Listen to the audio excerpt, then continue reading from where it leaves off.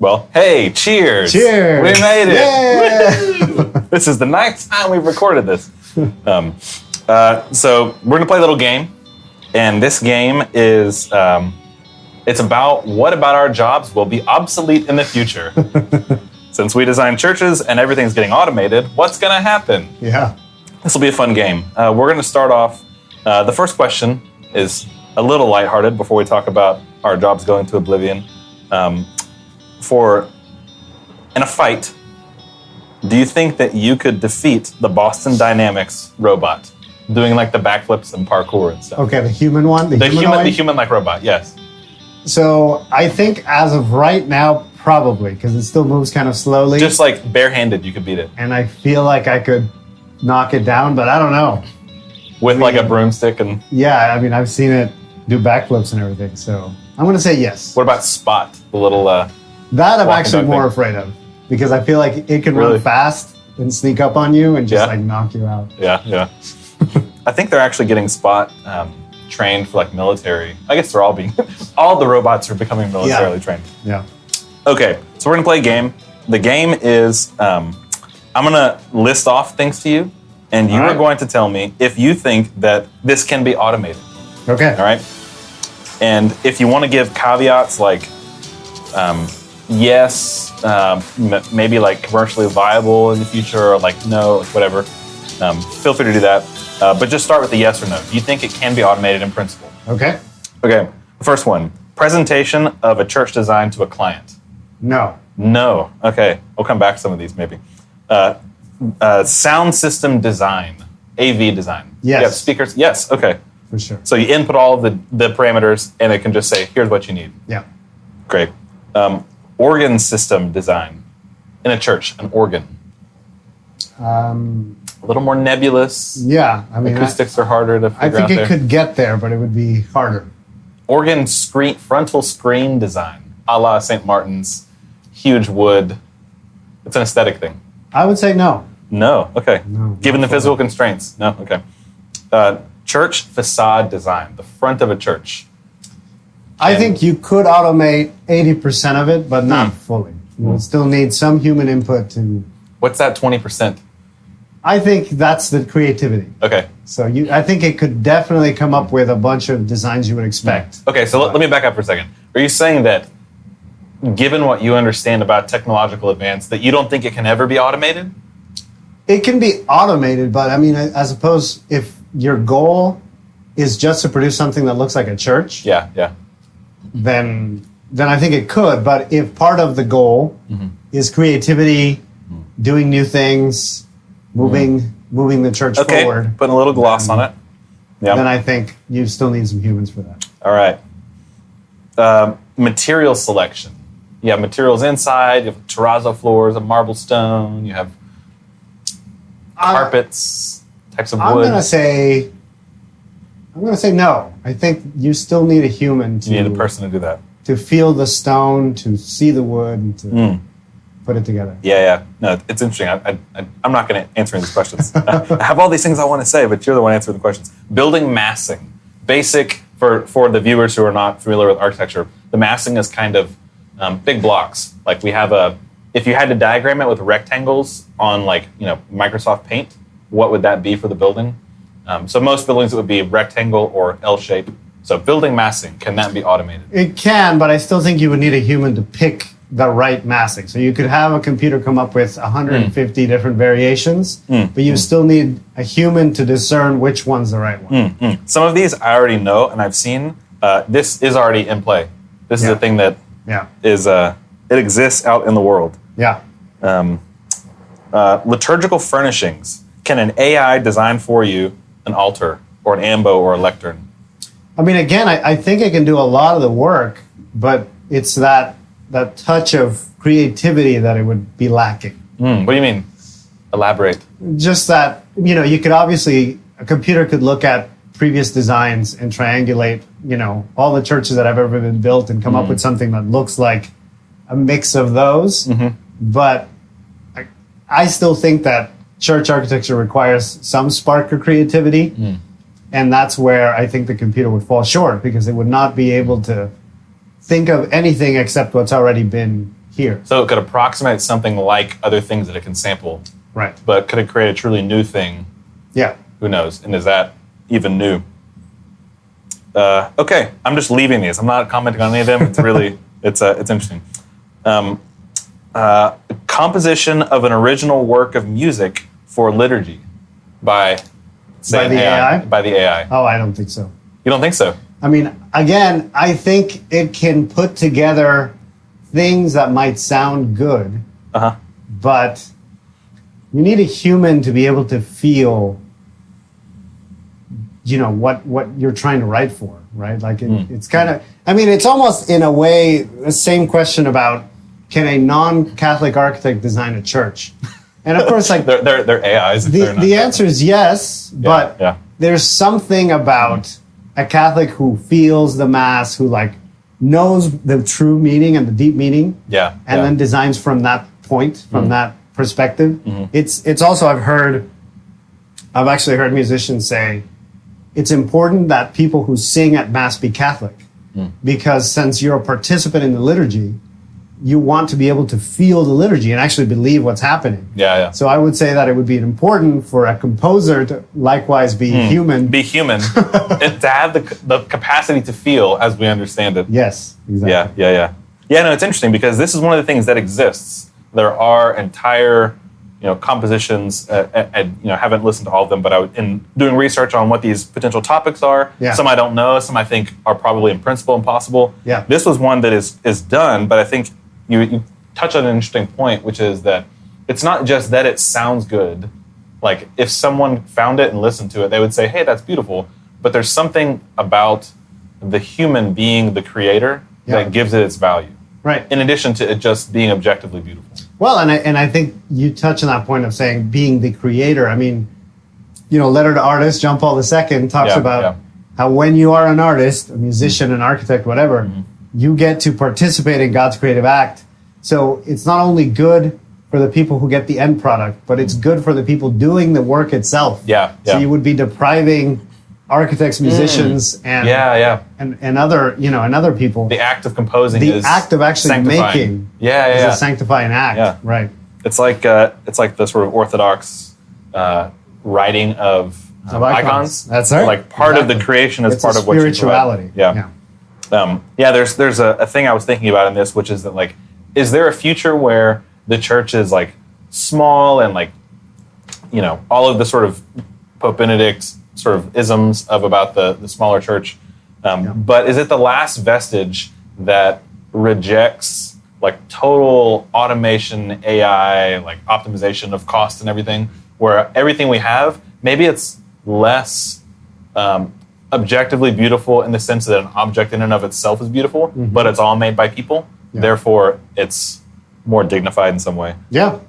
Maybe that's a dystopian novel. You can write. Well, I mean, it's almost in a way asking, would it be okay to just play music at Mass through the sound system? Is it important that people sing the music? And obviously, we think it is important that people sing the music.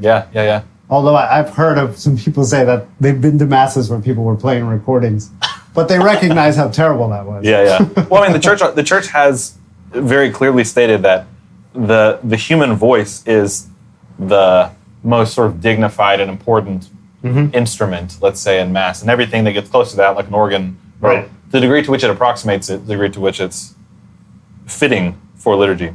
Next, original AI-developed fabricated sculpture. There's a statue of Mary, and the AI said all of the Mary things, and then it like milled it with a 9-axis router, shipped it, Amazon drop shipping to your church. I mean, again, I think it's very possible, and in fact, it's an interesting question, because what if the artist designed it in Rhino or one of these three-dimensional tools, and then just hit print, and it 3D prints a statue of Mary? Is a 3D printed statue of Mary of the same value as a hand-sculpted statue of Mary by an artist? That was digitally sculpted by a really devout Catholic. So one is digitally sculpted, one is physically sculpted. Is one better than the other? Is it okay if we just have a bunch of 3D printed statues? I mean, we have catalog order statues. But we would say those are not great. So, I mean, I'm going to go with the same thing, that it's important that we have artists that have it as part of their spirituality. They make it themselves. Yeah. So that's important. So there's a consistent goalpost shifting, which I'm going to grant, which is that I originally said, can it be done? And you're saying, maybe the question is, ought it be done by a person? Yeah, I mean, can it be done? Probably, right? Like, just technically, I think it will get to the point where statues of Mary will be produced, and if no one told me, I wouldn't know the difference. Yeah. I mean, the original overlying provocation in all this is things are far different now than they were in 1890 and they were in 1940. And one of the realities of the future is the way we make things, the way we assemble things, and the way we order parts of buildings. A lot of it is a kit of parts that someone else has designed. Yeah, absolutely. The window, a system we pick, and someone else has done all the details for it, and we're just kind of fitting it in. Yeah. And if you extrapolate that with all the new advances in technology and AI, machine learning, and all that stuff, that like GPT-3 input that can write a new, the missile of 2034 is not written by a person. It's written by some version of this AI now. Is what do we do with that? I don't even know what the question is, but that's kind of where all this stuff comes from. That's one of our new things. It's like people said, what do you do with a church when you can build it out of steel? Like maybe one of our new questions, like our vernacular that we deal with, is if AI is part of the technology that helps us create this thing, how do we deal with that? Yeah. Going down the list, AI composed masses. I don't even know what that means anymore. now that Traditionis Custodes has dropped, but I don't know. What did you mean by that though? That like the role that the liturgist would play is played by an AI? Yes. The liturgist itself is automated. I actually think that in that sense that could actually be automated because, I mean, especially in the old Mass, because so much of it is prescribed, right? Like you have the saint of the day. You have the Mass of the day, and the propers are already determined. So really would just be trying to pair music with it. And in most traditional circles, you're looking at just using one of the traditional, Gregorian, the different masses, the number of masses. And so why not? So because it's funny, because it almost doesn't require lots of thought, it's fine for a machine to do it. Well, it just has the guide rails for what you can do are so much more defined that you could potentially have an AI scheduler just put together and it spits out the bumpers. The missile, the pew missile for the day. It's like Calendly or something. It's like helping you arrange your calendar. Let's see. Still in the design realm, assessments of practical renovation needs. Does our building need to be renovated? Is it leaky? I would think absolutely. Is it going to meet code? Yeah, I would love to have that automated. Totally agree. The code, I'll say this is one thing that exists, maybe not for existing buildings, but for buildings under design. There are technologies right now that will help you assess, obviously like structural stuff that's been around forever, but if it meets all the kind of municipal codes and ordinances, things like that. Once design is done, quote unquote, let's just say that's a thing that can exist. Create a full set of construction documents to be permitted and built.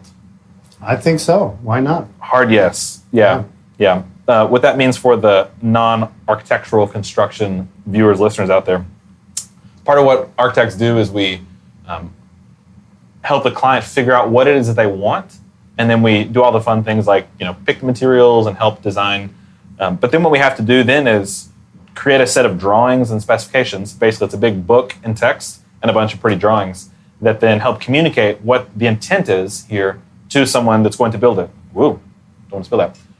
So it's doing all of the, if you imagine what a guy would be like, I don't know, what's the guy from that means you, Himium, the architect on the show, the thing. Anyways. Which show? There's a guy, I don't watch it, How I Met Your Mother. Oh, okay. All I can think is Himium. I'm like, it's not Himium. I don't know what's going on. If you imagine him just like drawing out a board, we don't draw out a board like this, but we do produce drawings. So I'm rambling. Basically, the drawings that you would imagine an architect doing can be done by machines. They already are, to some degree, automated, but it's like subsets of the software. Yeah.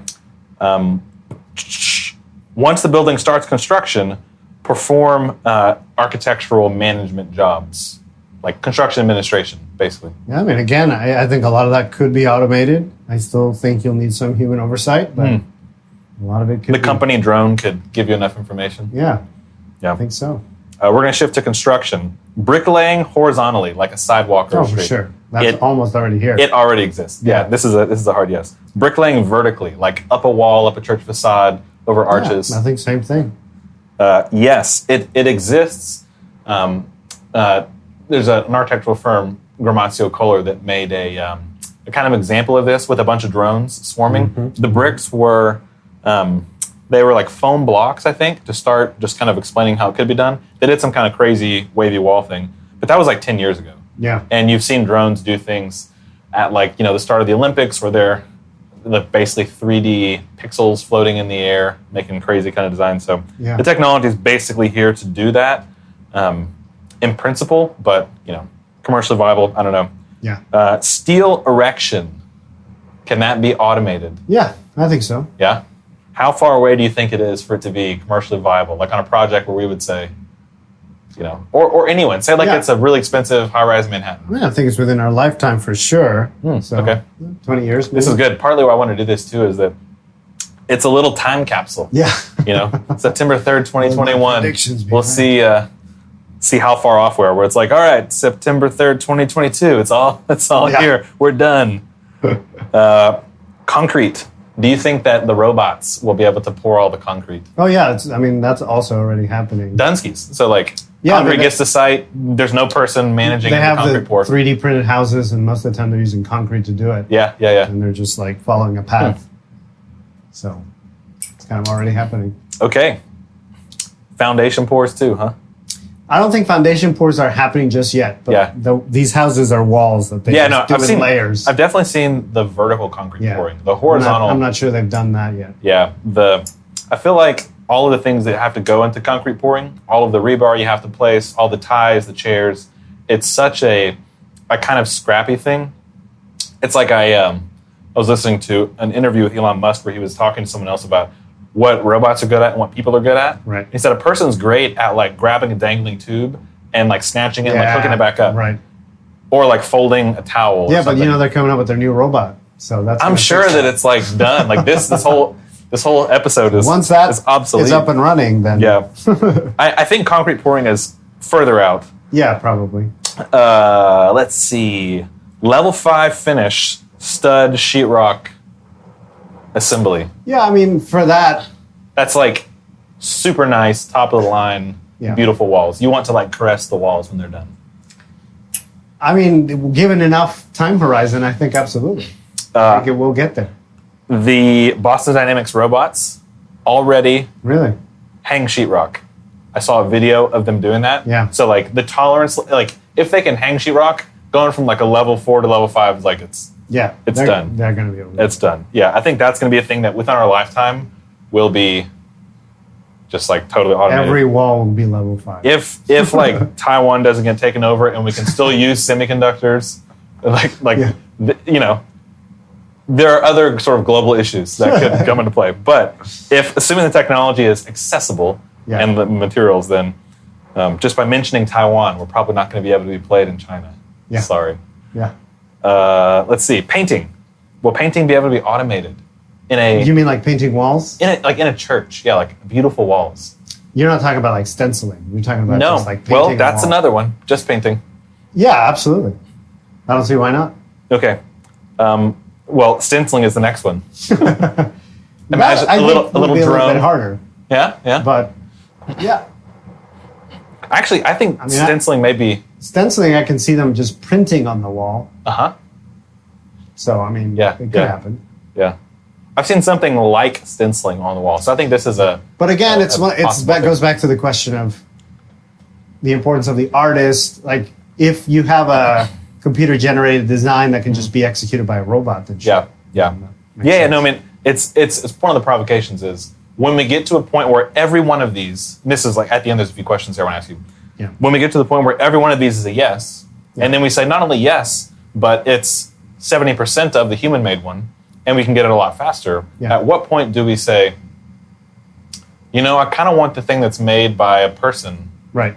Like, how far removed from the end product? We're already in some way removed from people making things for us. Yes. Like this camera that we're recording on, and like this thing and this cup, and nothing was made by someone we know. Right. So maybe we'll just continue to, live in a world where we're really removed from it. But I think it's coming quickly. Yeah. And as a podcast about architecture, it's the thing that matters.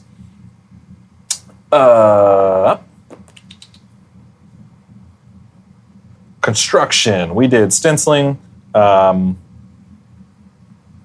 hanging really, really nice, expensive artwork, like a crucifix or stations. It's like gilded, and it's like from some shop in Germany, and then... I think so. I mean, in some ways, robots will be more careful than we are. Right? I mean, we're clumsy. Yeah. So, good. At the end, I guess last one, which is like kind of boring, but we deal with it all the time. Delivery of construction materials to the job site. Yeah, I think that'll be From totally wherever they're... outdated. Yeah, 100%. I mean, I think it's... Even though like all of the sort of Tesla, Supertruck, Cybertruck things will be able to ship things down the highway, having things pulled off of the trailer is like it's a thing that I think in principle can be done, but will it be cheaper to just have a couple of guys, at least in Houston, unload it? Yeah. Yes. Eventually, who knows? It'll be like a question of like, just kind of dollars and cents. But in principle, will it be able to be done? The Boston Dynamics robot does all of these things. Yeah. Cool. Well, that's the end of the question. The do you think we'll be done with our job in 2 years? Questions. Not 2 years, for sure. Yeah. But eventually. So there are 3 or 4 questions that I was just going to kind of wrap up with here. And one of them you basically got to before I did, which is like what can be done by us, but what should be done by us. Right. And you kind of basically all the time said yes, but like that's kind of icky. Like shouldn't a person? Yeah. Well, I mean, I think you could argue that almost. I mean, I don't know. You could get into a big argument about the value of work, right? Yeah. What is everyone going to do if robots are doing everything, and what will that do to diminish our humanity? But was it you that were telling me about one of the workers at St. Martin's was like crying? Were you telling me about that? Yeah. So Can you tell us about that? Yeah. So there was at St. Martin's Episcopal. In the video, I'll show some kind of cool picture. There's this amazing woodwork that our office did. It's like 15 years ago now, something like that. Yeah. And it's a beautiful building. It's probably the biggest Gothic building in Houston, in the area, maybe in the state. And it's got an amazing rood screen in the sanctuary, and a huge, it's probably like 70, 80 feet tall, an organ screen in front of the organ. Yeah. And there's a huge ambo and a pulpit and all of the furniture. It's just beautiful. And one of the parishioners was walking through one day and saw a guy crying in the pews, and it was towards the end of the fabrication of all this wood, and it was one of the craftsmen, one of the woodworkers, and he was sitting there and he was just kind of like sobbing to himself. And Lady said, "Are you okay? Like, are you hurt?" And he said, "No, we're almost done, and I'm looking at what is basically the pinnacle of my life's work, and I'm just overcome with gratitude for it." And there's this kind of sense of sorrow at seeing it be over, but also, it was just kind of like a guy that made these beautiful, beautiful pieces of art that were going into a beautiful church. Yeah. And he was so moved that he was just like sitting in the pew crying. Right. And exactly. And I think that's why it's important humans do it. Yeah. Because it changes the person doing it, right? Mm-hmm. Like the act of doing the work is not only good for the viewer who's going to get to see the work, but for the person who had to think of it and then execute, work hard to put it up there. Yeah. You would be, if we think of it in terms of spiritual graces, you would be denying all kinds of graces from all kinds of people who would be working on these projects. You know, I mean, think about what it could mean for construction workers to work on a beautiful church, like how that could impact their life, their faith life, their family life. Yeah. And so if you remove that, yes, it's possible technically, but it's almost like a grace and a spiritual growth that you're denying. Yeah. If the Mass is about the glorification of God and the sanctification of the people, it's the people that make the building too. Yeah, exactly. Yeah, absolutely. Yeah. I mean, in the end, there's a slight nuance you could put on this, which is that in some way we're already here for all of these questions. Yes. And that is that there are already entire pieces of software and hardware that make things for us. And we know people are involved to some degree, but it's becoming less and less. And even for our job, we'd already talked about, earlier and in other episodes, how a lot of what we do already has, let's say, little pieces of software or even subsets of the software we use that are automated in some way. Yeah. And I think what's probably more likely to happen than not is that it won't be a one day the lights are on, the next day the lights are off. Yeah. It'll be a slow creep where in every aspect of our work, things will become. Who is it that said that the world's going to be eaten by software, or it is eaten by software? That's right. It's that, or you could replace that with automation, which is kind of the same thing. Well, and I mean, it's interesting because I was just listening to some Christopher Alexander lectures, and his whole thing was like the construction industry is lost. We no longer make buildings that are truly alive. And what he meant by that was we don't build our own buildings. Yeah. Like you said, it is a kit of parts. It is a process that produces it.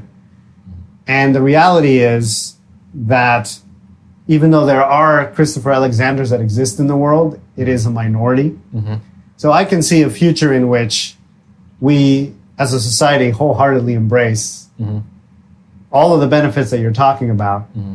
Because, for example, I don't see us returning to a time when we build things by hand, unless it is completely and totally a conscious decision that we're doing because of an important thing. Yeah, the momentum is not heading in that direction. So I think that churches, if we are going to retain some of the value of doing the work, we will be the only ones. You know what I mean? Yeah. Like, I would like to think that we would. The rest of the world will take advantage of what's out there. Yeah, and we will too, but I hope we don't lose sight of the fact that there is some importance to it. Yeah. I mean, part of me hopes that we do because of like the sort of principle of but I was just thinking about this. So like, for example, I've seen chapels that couldn't afford stained glass, and so they did like a film of stained glass. Mm-hmm. So let's think of that. So would you rather have a beautiful altar rail and reredos in your church that was done 3D printed by a robot, or none at all? And that is kind of the question, because if you can't afford to pay someone to do it by hand, is it better to have something? Yeah. Or is it better to not have anything because you're like feeling it? It's a great question. Who knows how things were made? Yeah. I mean, for all we know, every, beautiful church you've seen overseas was actually made by a robot and someone like scrubbed dirt on it and made it look old. It's not true, but the reality too is that when you look at a building, you don't look at that and say, oh, well, they probably didn't have enough money, or their budget was really kind of screwed up, or their timeline was really messed up. You look at it and you say, is the building beautiful? Right. So like, part of me says, I love the idea of you saying earlier that there's a kind of supernatural grace involved with the person making it. Yeah. But at the same time, if a thing is beautiful, it's beautiful. So I want to say, like, you can't, it has to be possible to have both. But if you say, do you want a beautiful thing or nothing? A beautiful thing made by a robot. I mean, it kind of depends, right? Because think about it this way. Would you rather have a cheap catalog Mary statue or hold out for the beautiful marble one, even if you have to wait longer? I feel like an easier choice because some of these plastic statues you see out there are terrible. Yeah. But still, having a statue of Mary would be better than having no statue of Mary. Yeah, I'm inclined to say that it's like you ought to want, you should have a desire for the beautiful thing made by a person. Yeah. But if like you put, it's a stark, like you get nothing, or you get the robot version that you can afford.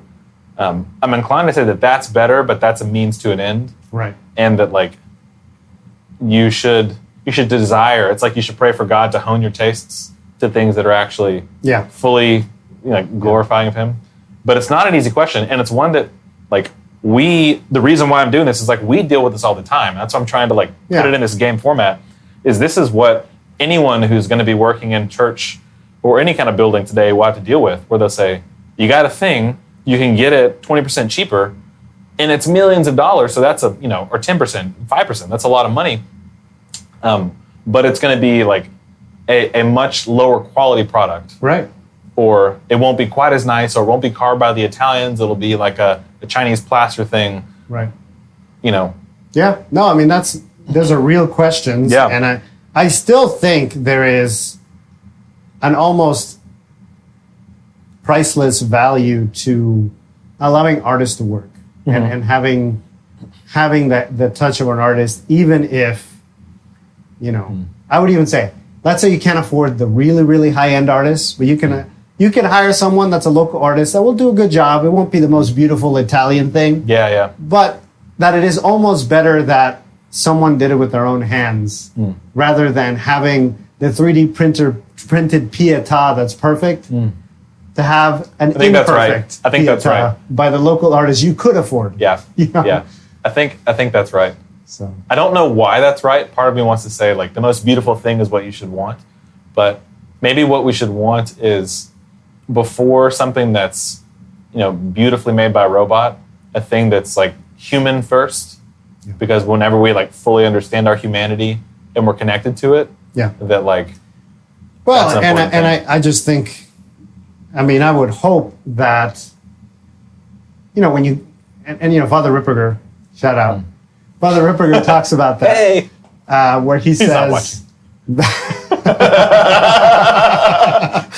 We're like, hey, let's talk about robots. Yeah. No. AI, Father Ripperger kind of goes together. Yeah, but that's our YouTube feed. So he talks about the just the graces you get from a church where people sacrifice for it to be there. Yeah. And so there's something to that. There's something to the fact that you sacrificed, the artist who made the church sacrificed, the construction team sacrificed, and that all of that is seen by God and it's pleasing to Him. That is a beautiful thing.